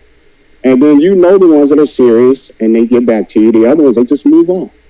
So it's your choice. It's how you operate your business. We do a basic budget every single year, and every single year we have made a profit because we have been called out of our names. Okay, nasty emails to everything else, and I don't care because I think it's all a part of your brand, and you got to know your worth. Okay, we mean something. We're worth something. It's as simple as that. If you don't agree with this, we'll see you later. Okay, because just like somebody said on the call today, not just I know we keep throwing other nationalities in there, but it's talking about brands. You're not going to go and I go with my wife and she shops at all these, like if she's going to a Gucci shop or something. There's no haggling. There's the price. Okay? This is the price. You want to look good. You want to look cute. You want to have that bag or shoes, whatever. And you're okay with that. That's the same way it is, whatever. They know their worth. So until we know our worth, which I know a lot of us on this call do, because we're still here in this business today with a lot of falling over, okay? We know our worth. So let's just keep that going. And somebody said teach the others about it. Let's teach about it. Let's have classes. I've been just like Phil. I work for multi 100 companies, been in, vice president, been marketing, everything. Okay? We have people on our teams that can assist other people, that can help out. But it's to the realm of help that you can get. Some people want to take it overboard, okay? It's like, hey, this is what I can help you with, and now you got to share that nugget with someone else. Or gain off of this and come back and teach me something that I didn't know. That sort of thing. Those open conversations just have to be had. We all have to work together, guys. Yep. And just to tail into that, I've always said in interviews, especially, the minute you think you know everything in the wine industry, it's time to stop. That's so true. That is so true. It's time to stop. You got to get out. Yeah. There's still so much to learn, even for me. It's very, very true. So we want to sort of open up the floor to the rest of the folks who've joined us this evening. You may turn on your cameras, turn on your mics. If you have a comment or a question, go for it. I've been looking at the chat, and there's a lot of conversation, especially around education. Alicia, you touched on that. Paul, you just touched on that as well. So I want to know, how are folks feeling about this? How are you feeling about the industry, the wine industry? Are the bulk of you in the industry as it is? What are your huddles? Hello, can you hear me? Yes. I just wanted, so I'm an importer. I'm also a wine educator as well as an Italian wine ambassador.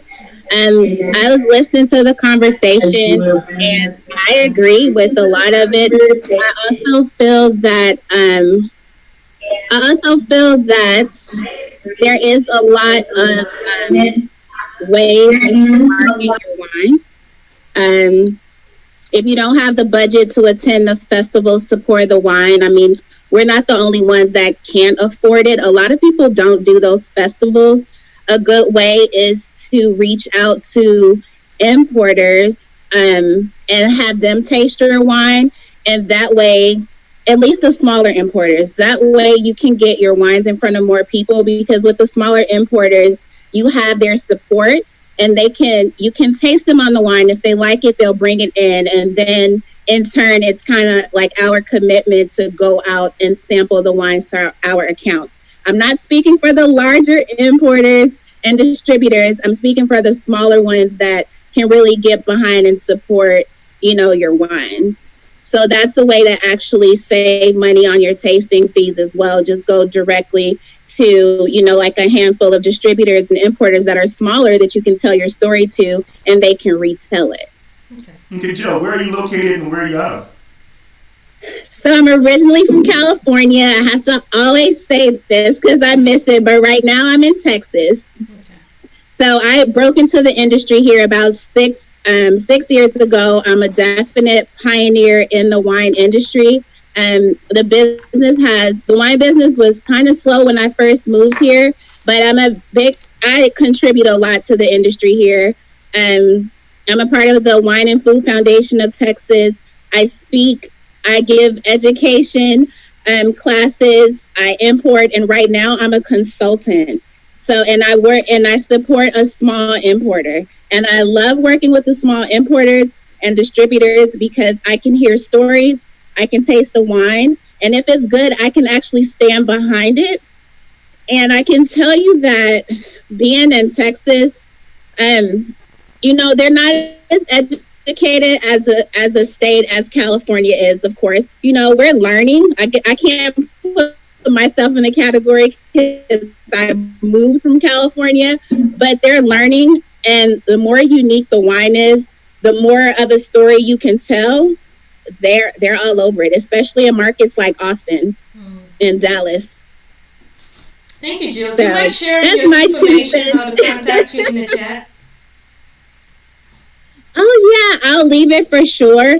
And also with the pours, like at the festivals, yeah, if you can teach, you know, people to do the 2-ounce pours, and when you're out of wine, you're out of wine. I would stand there at the tables and still promote and take names and say we give tastings and collect names for wine clubs, because I really feel like the follow-up is important. When you're at festivals, people are tasting so much wine. It is so often that people forget which wines they tasted, when they tasted. They remember who they met, but they may not be able to place the wine. So what you can do is set up a list and take names and say, oh, we have like wine club parties. We have these private tastings where we could send invites. And that way they feel special. They sign up, and you can follow up via email. You can follow up like on a phone call and invite them out. And you retain that customer because you've gotten their information. Mm-hmm. So yeah, you don't have to waste your wine. Do what your budget allows you. Everybody grows that way. The smart way. The smart way. So that's my 2 cents. No problem. Hello? Okay. Yeah, I was just telling Jill, welcome to Texas. Oh, we love our Californians. Beautiful. Yes, around I'm Oakland. like a Cali Texan. Yeah, I grew up around Oakland because my family was military, but yes, welcome to Texas. We appreciate Californians coming out here and sharing with us. Yes, I love it. I love it. It's so big here. The wine country is growing. It's a lot of California wineries that are coming here, and California winemakers that have bought land and opening up tasting rooms too in Fredericksburg. Awesome. Anybody, any other comments or questions? Well, we have one from Facebook. I think it was for earlier conversation. What will it take to change the landscape in our favor in the wine industry? And I sort of want to send that question out, one to Phil and to Tahira. I think we definitely have to continue to promote the awareness, and again, that's what AAAV is all about. This is a tragic, unique circumstance of time we're in today. None of us wanted it. None of us feel good about it, but it is here.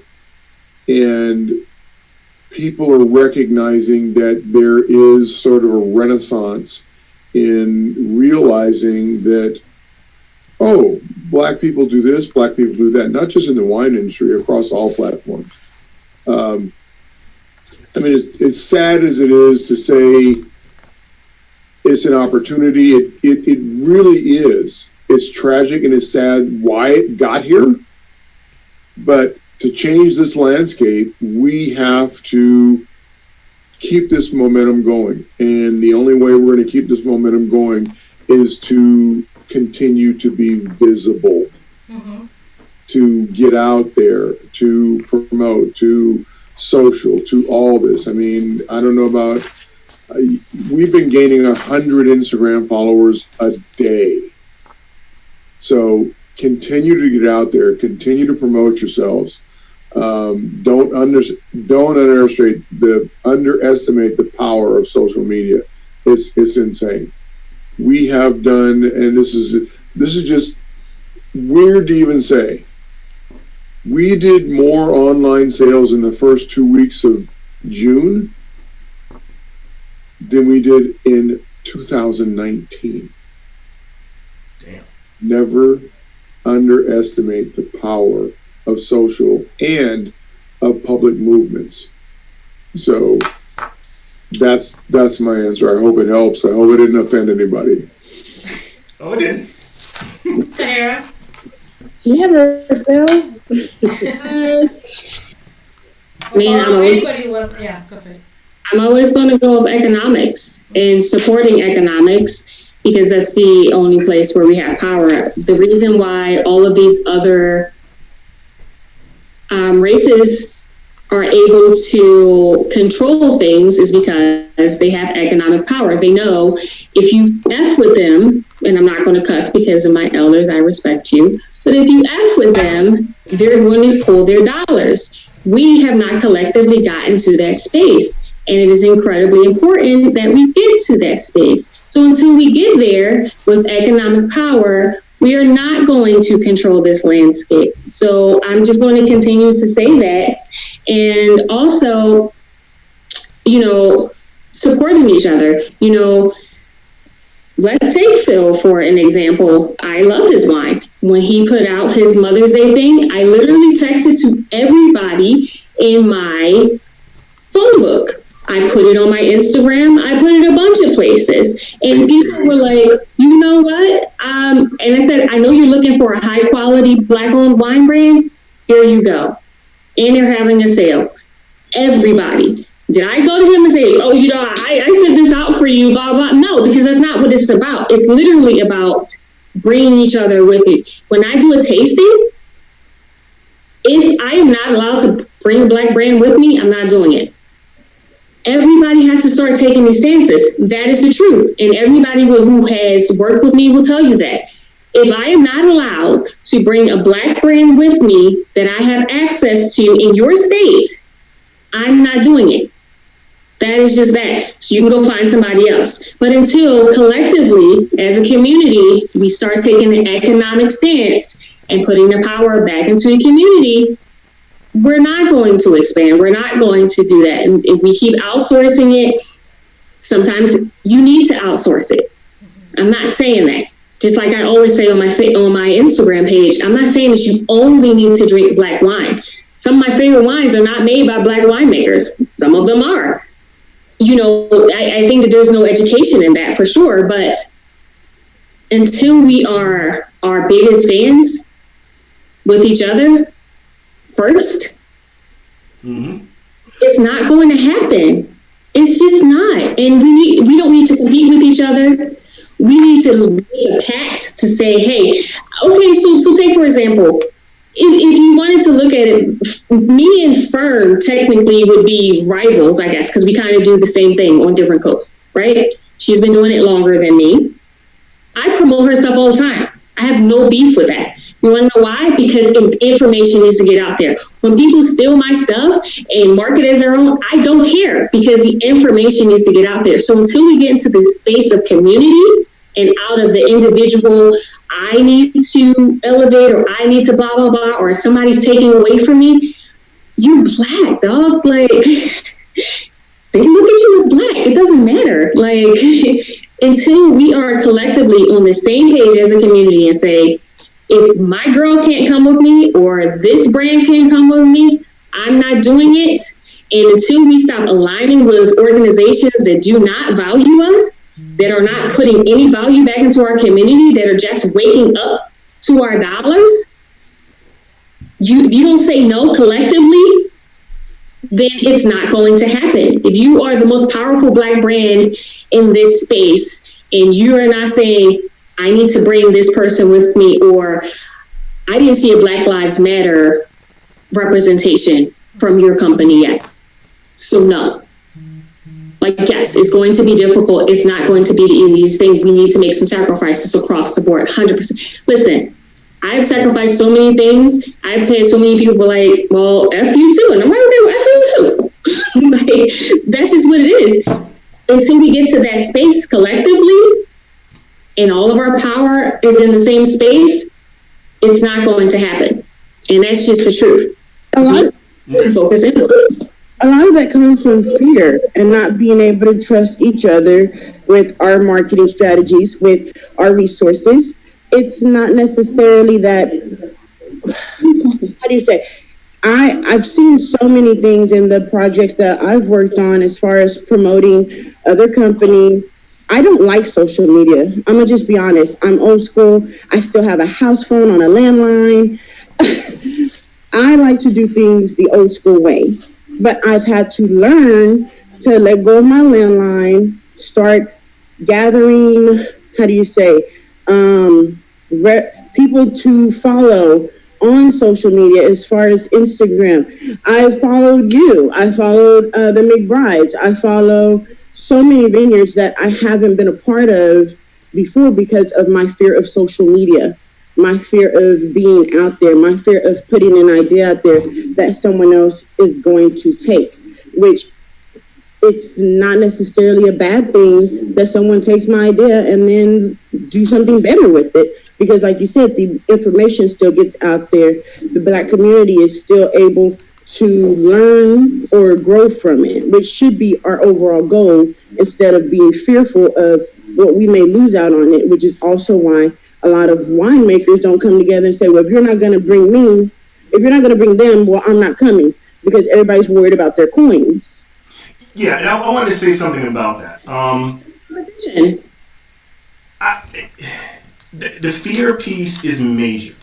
And when it comes to being in this space when we started, I already was doing distribution, but I was working with German and Austrian people. And I knew every German restaurant and bar in Northern and Southern California.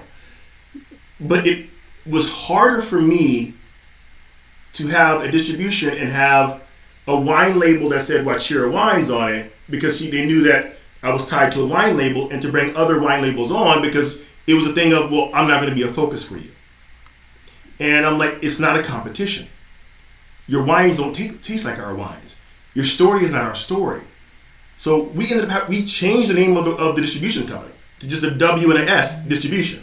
So there's no name there. There's no association with the winery. And it still didn't really, because they still had association with us. I mean, we just started carrying us, Paula on this line, and we already getting pre-orders for her wine. I got a local, because we do locals, people of color, and women. I've been carrying R&B Cellars in Richmond, which is a white guy who used to make wine for Urban Legend, Rockwall, for a long time. And he's been in business 25 years. We've been distributing him for 3. And I didn't get another Black winery to get distributed by us until this year, which is Paula. So it's a thing of trust. And then you have to produce. Mm-hmm. And building that trust is the biggest piece. And someone asked, what excites you about Black wine and the aspect of it and the future? It's about controlling every aspect of the game.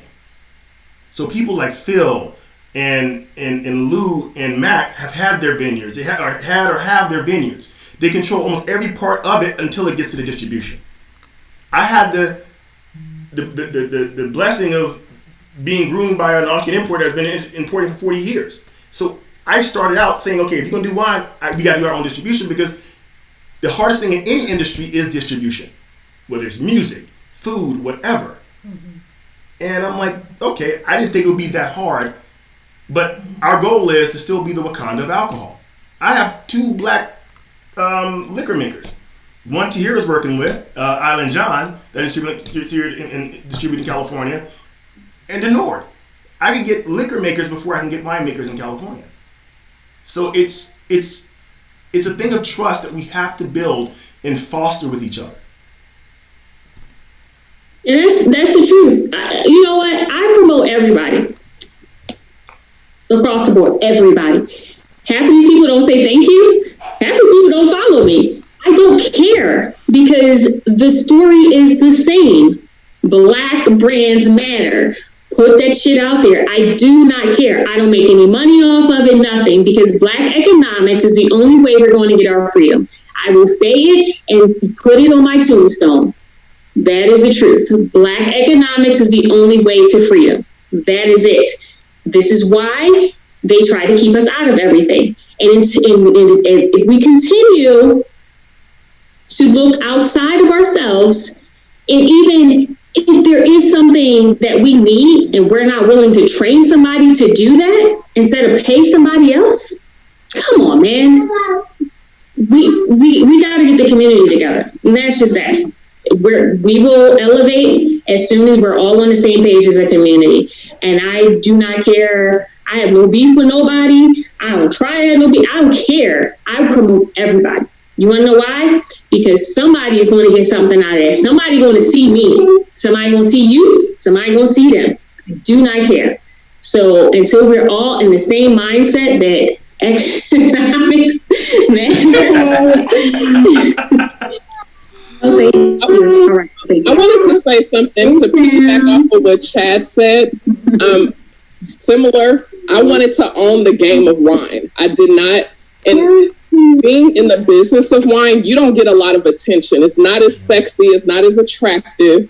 But I think in order for us to have power in the industry, just like in the music industry, any other industry, people understand the business. Mm-hmm. And I think in the Black wine community, particularly the professionals, the entrepreneurs, we have to take seriously the ownership material, the ownership of it.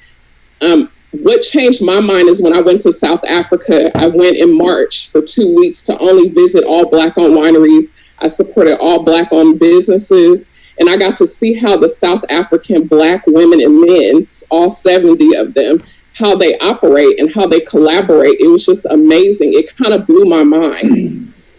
And so from there, controlling the distribution, that is number one.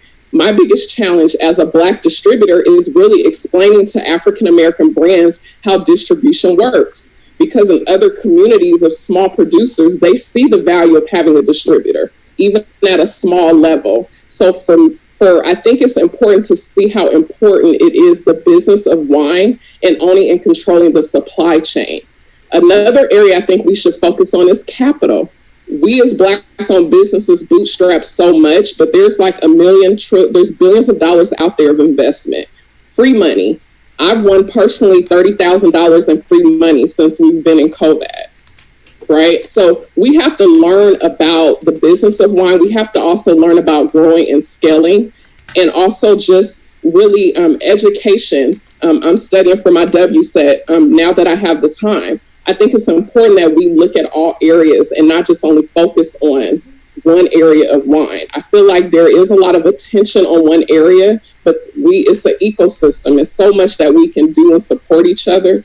But I also think we need to learn about owning and controlling, and then legacy. That's another thing. We have never talked about continuing the legacy of wine. Who's the second and third generation of winemakers? Who's going to come after me? Who's going to own my business when I'm older? We need to talk about legacy planning as well. Thank you, Alicia. Lou, I wanted to see if, Lou, you had a comment about where you'd like to see the industry in 5 years. Yeah, I think looking at it now, we probably have about 100, Black-owned wineries, wine brands. And, I'm hoping that in 5 years, there's 500. And then that would give us a lot more economic power. I think, that's about the number of wineries that are in Napa. And I think that would be significant. I know there's two guys on this call, Levi Daniels and Michael Good, that I know that are in the DMV on the East Coast. And they're planning on having a winery in the future. So I know there's probably a bunch of people on this call that are going to be wineries in the next 3 to 4 years. So I think that's what I'm hoping for, that we'll have Black brokers and distributors in every state, as opposed to probably now there's probably in 8 or 10 states. And that will help everybody get their wines out in more places.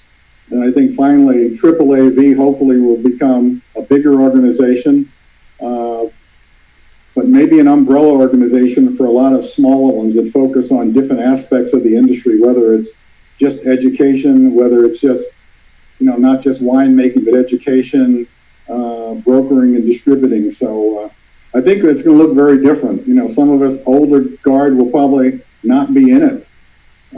But I think what I see and what I hear is there'll be a lot of people coming into it from this group and from other folks who don't even realize they want to be in it.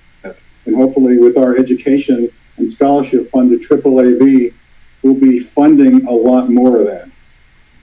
Yeah, and for a lot of those who don't know, I mean, the website hasn't been updated, but can you give them an update, because there's been a lot of growth in the AAV through a lot of your and Mac's efforts and Phil taking over. So give us an update on where we're at with that as well, because it's a lot of new members that people don't even know. Yeah, Phil, you want me to answer that, or you want to answer that? You go ahead.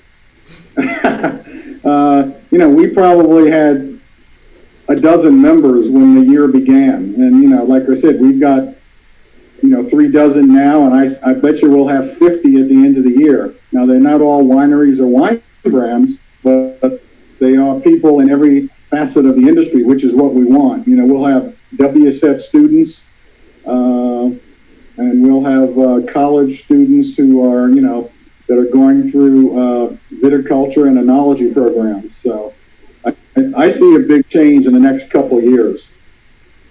And I see a big change before the year's out. We're 350%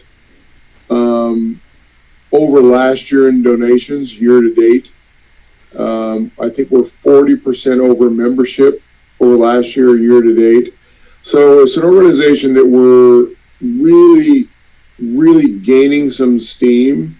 We are working on an educational series in all aspects of the wine industry, and those are going to become virtual, basically virtual presentations that will be available on the website. So we're really making some strides into trying to keep awareness, education flowing, and that'll be on the website, not just to members, but to everyone, to help keep the momentum going. Because really right now, that is really the key. How do we keep momentum going? Yeah. So that's our goal at this point. That's an awesome one other thing, question. Phil, what I'm going to do, we're at time, unfortunately. Those 2 hours went by real fast. So I wanted to give the panel sort of a nice 30 seconds to a minute. We'll cut it off at a minute for you to just give some closing words. Tahira, you go. Economics. I'm just going to continue to say that. And I also think that we need to be very conscious about who we're taking money from, who we're aligning ourselves with, and who we're validating, because you're giving these people a pass by saying, they donated some money to us, and, now we can check off our diversity box. When they're not actually anti-racist, they're making a check to somebody and making themselves feel better. We need to make them do the work. So that's just my thing. We need to be conscious as a community about who we align ourselves with, who we are validated by, and who we are actually okay with allowing in. Thank you, Tahira. Paula, closing words? Sorry, I was muted. I just would like to say that I think that, this was a very powerful discussion platform, the group that you brought together here. And what I'd like to say is that I think that we should be able to continue this in some way or another, that we have these kind of conversations on a regular basis, if it's monthly or whatever. And, Zoom is a thing to do now, so we have an easy way to do it. But I think it's very helpful, it's informative, and us supporting each other in this way is really important. Thank you, Paula. Robin? Sure. I just want to be really clear that, in my opinion, that we're not in a place in this industry where we can remove race from as an issue. So, and just, from our own experience and things that we've observed, but we have, we've been grinding for a long time, right? So we have national distribution, we have national retail accounts, we have Walmart, Kroger, Safeway, wherever you are, like we have that account. Our main collection is like McBride Sisters collection. We sell a lot of that, make hundreds of thousands of cases of that. She can, which is women's female empowerment. It's all good. We don't really get to a problem until we get to this. Black Girl Magic. And so when it comes time to consumers want it, retailers want it, when it comes to those gatekeepers, when we talk about the industry, when we talk about the 3-tier system, this is when the system really shows its ass.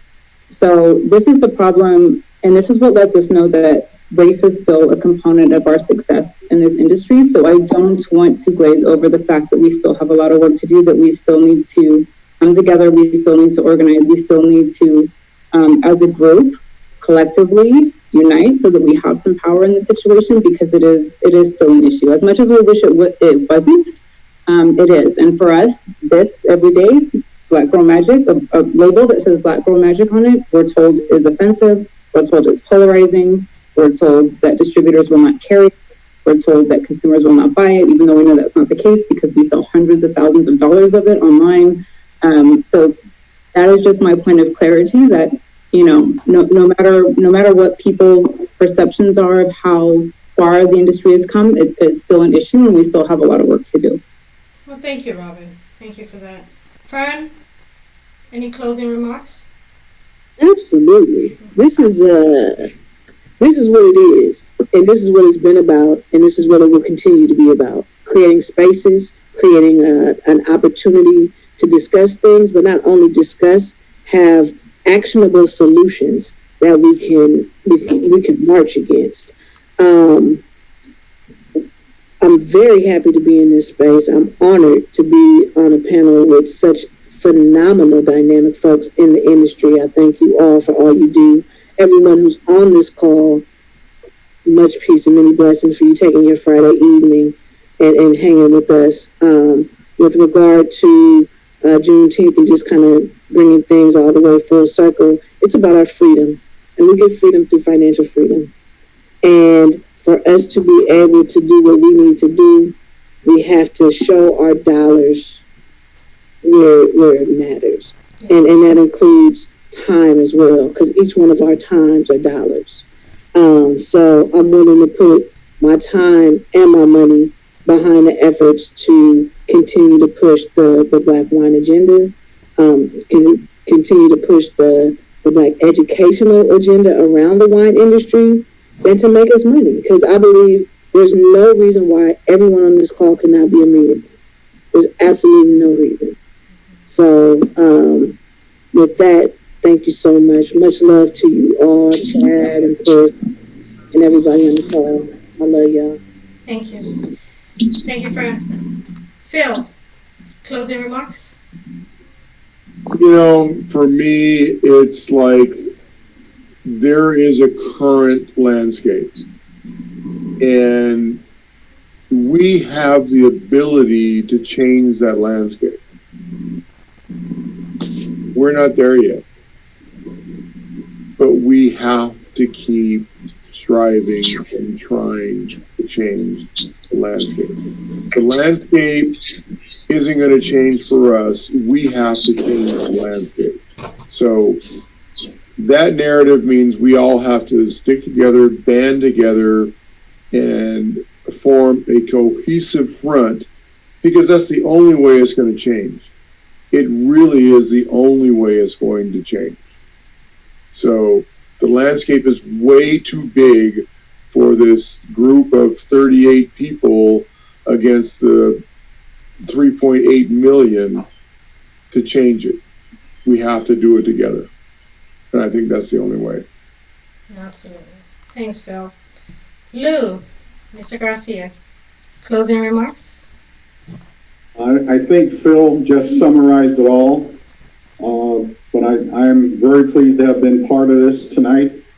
And I think what Phil and I have to do going forward is be sure that AAAV finds a way to keep this kind of session going, to bring us together, so that when we have the next symposium it isn't just for the consumer, but we have maybe sessions for the winemakers and wine business owners from an education standpoint. So I think Phil and I have probably a goal in front of us to try to keep these kind of sessions going so we all learn from each other and collaborate for the future. Awesome. Thank you, Lou. Chadwick, closer. All right, for me, one of the things that Phil said earlier is paramount. We're all in business, but being black in this business, we all are conscious of that fact. But it does not change the fact that we're in business and we have to make money and we have to do it together. For me, my closing remarks are, the conversation was wonderful. I'm glad everybody joined. I'm glad everybody's here. But for me, it's all about action items. You know, from what I've heard on this call today, number one, we need area psalm tastings for black brands, and that's an action item that I'm gonna put on Mr. Here. Okay, black psalm panel that rates black wines. Okay. And then AAV can be a collective space. It's been the longest, and I'm guilty of it myself. I mean, I've talked with Lou 2 years ago, I think it was, and we just joined this year. Because it came down to a point of everything that was going on for me and for Chris, that you can't talk about doing something unless you connect with those that have come before you, and you create the collective that you want to be. So you can't talk about it, you have to do it. So I'm just going to say, if you're on here and you're in the industry, join AAV. I just joined. And no matter what your view of what anything is, it is what you make it. So if we come into it and we build upon what these brothers have already done, and under Phil's leadership right now, it's already it is growing and it's flourishing. In this environment, I think we can do a lot. We can change that landscape. But like Phil said, we have to do it together. And one of the tasks for AAV is the educational classes, consumer and industry. Sure. Okay. Absolutely. And I'm willing to help with that. And for all of us, start having dialogue with each other to build that trust. And I just want to throw out, I am the president of AAAV. I'm a winery owner. I'm a winemaker. The bottom line is I'm accessible. I mean, Phil at longevitywines.com. That's how I got you on here. I'm just saying, reach out. I'm accessible. So, thank Jeff for that. That's really special. But I'm just a guy making wine. So reach out if you need anything. Yeah, but I appreciate that. And everyone that's on here, please share your social media handles so people know how to reach each other as well, and can understand who's on the call. And that's basically it for me. Is I'm not perfect either. We've all done things that have ruffled some feathers with other people, but have the conversation with that person, because you never know what the true intent was, and you can actually build a bigger and better relationship with that person in the end. And I'm done. Well, thank you so much. Thank you, Chadwick. And your partner. Thank you so much. So, for me, I am so grateful for this platform. This is what I fell in love with when I moved to California from Kenya, is the ability for us to build community over bottles of wine. This is what I love about the wine industry. This is what I love about my Black community. There's been a lot of lessons learned. It's a lot of great conversation, a lot of great action points. I invite you to continue having these conversations offline. Lou, Phil will hold you to it, build a platform for us to be able to have these conversations on an ongoing fashion. And thank you so much, all of you who've joined us today. From our home to all of you, good evening. And happy Juneteenth. Thank you. Appreciate it. Thank you so much. Thank you, guys. All right. Thank you. Thank you. All right. Hey, Michelle. Thank you.